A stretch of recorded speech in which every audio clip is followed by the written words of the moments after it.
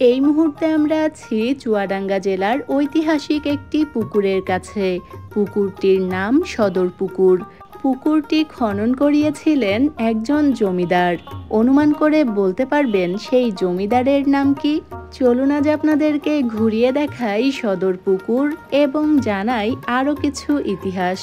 বরাবরের মতো সম্পূর্ণ ভিডিওটি জুড়ে আপনাদের সাথে আছি আমি সাবিহা সুলতানা মুক্তা।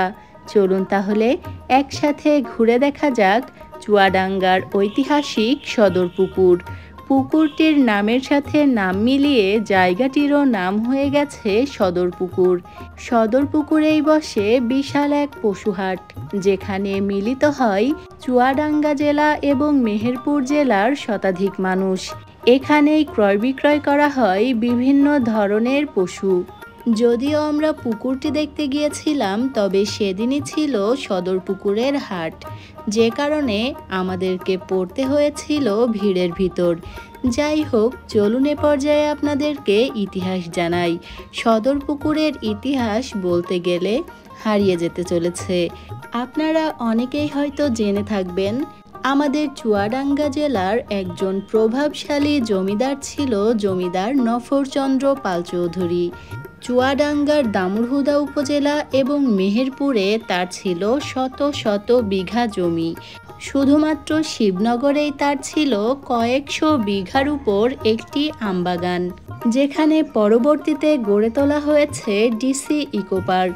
নাটুদহের হাজারদুয়ারি স্কুল ভবনও কিন্তু তারই তৈরি করা।